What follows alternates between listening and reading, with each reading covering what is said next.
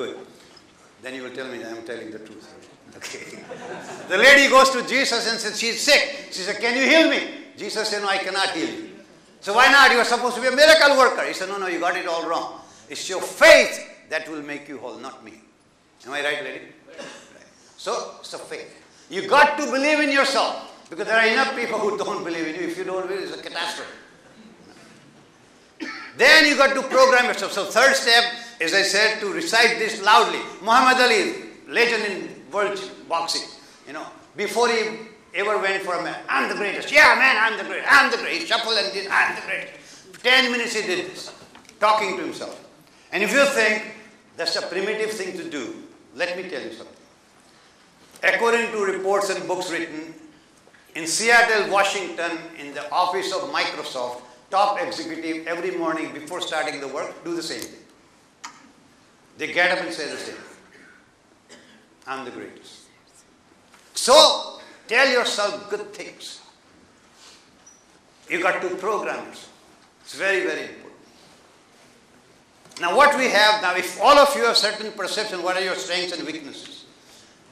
There's a Rushi principle. I got 7 principles. Student of music, Saregama Padani. The first one is, your treatment or a behavior with any object or a person depends on what you believe about that object or a person.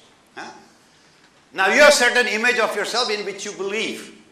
That is not reality. It's your belief system. That's a perception, which is different than reality. For example, atom was once upon a time believed to be what? Smallest particle. As long as a physicist believes it's the smallest particle, what he will not do? Would not try to split it. So the first physicist who does it has to change his mindset. You talk about change, you've got a lot of things. He has to change his mindset. It is splittable. Did he succeed? Yes. Who was it? No. Rutherford. Lord Rutherford at Cambridge. So did the atom change? It was the same atom. The point is perception change. So you got to change your perception about yourself. If you believe I got bad memory, you will tell people, please remind me. So you don't take responsibility for it. You think that? So start thinking you got a good memory. You got this. So whatever you want to have, you start thinking like that's the first step. That's very, very important. I tell you one short case is what you can do with this. I have a nephew. His name is Chirag Pandya. Age 17 he failed. He lived in Kandivali at that time. He's age 17 out of 8 subjects in SSC. He failed 7. So his mother came to me and said, what do you think? Should he appear? I said, no use. No. He said, what do we do? I said, I'll take him to Montreal. I took him to Montreal. I said, Chirag, now that you are here, well, let's start all over. You want to do it Indian way or the American way? He said, what's the difference? I said, Indian way, you are making enough money, you survive and enjoy yourself. American way, you have to start working tomorrow. He said, working what? I don't know anything. I don't even speak English. I said, Montreal, nobody speaks English. Everybody speaks, So I said, it's okay. They speak French here. So he said, what's the job? I said, I give you the first job. Starting tomorrow, you have to look for a job every day, 9:30 to 5:30, report to me where. I give him a map of the Montreal city. I said, the first job offer you get, you are out of my employment into that person's employment. And you have to knock on every establishment. The third day he comes, he says, I got first offer in a restaurant to wash dishes. So, I said, should I take it? I said, yeah. He said, what about your status? I said, this is North America. You worry about your status, I worry about mine. So I said, take it. So I said, I don't want you to be a dishwasher. You have to learn everything that is to be learned. Go there in time, help everybody, don't complain. If you have complained, you tell me, but don't tell him. So we started doing. He was so good, 6 months later, he got a promotion chopping vegetables. 2 years later, he became the assistant chef in that restaurant. Then I put him in a dojo to learn martial arts. So he learned Taekwondo, which is a Korean martial art. At that time, Korea was to host Olympic 2 years from then. By that time, he got a black belt. He was selected to represent Canada in Olympics. Black belt in Taekwondo, because that's the first time they had a Taekwondo in the sports. So he comes to me and he says, I'm selected for Olympics. I look at him and I realize he doesn't want to go. Gujarati, they don't want to. No Gujaratis are in the army, some exception.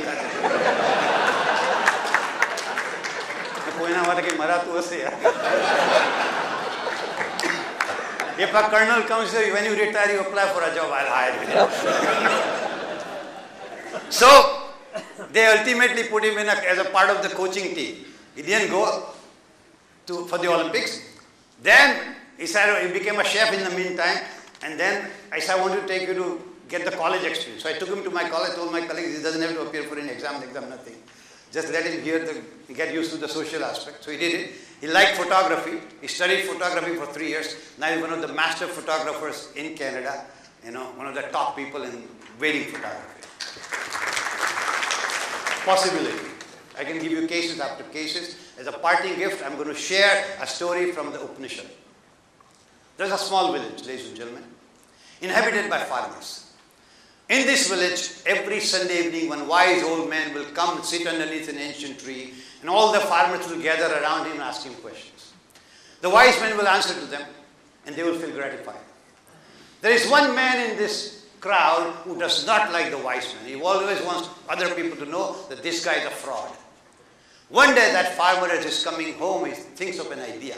This Sunday, he thinks, I'll take a live little bird in my fist, and in front of everybody, ask the wise man, tell me, wise man, what's in my hand? A bird, he will say. Then I'll ask him, tell me, wise man, is it alive or dead? If he says alive, I'll kill the bird before I open my fist. If he says dead, I open my fist and let the bird fly away. In either case will be wrong. People will know he's a fraud.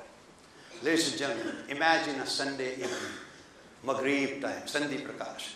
Old man is sitting, people come asking questions. Come this farmer. So tell me, wise man, what's in my hand? A bird, said the wise man. Tell me, wise man, is it alive or dead? Wise man looks at the farmer and says, whatever you will it to be. Ladies and gentlemen, same applies to your life. You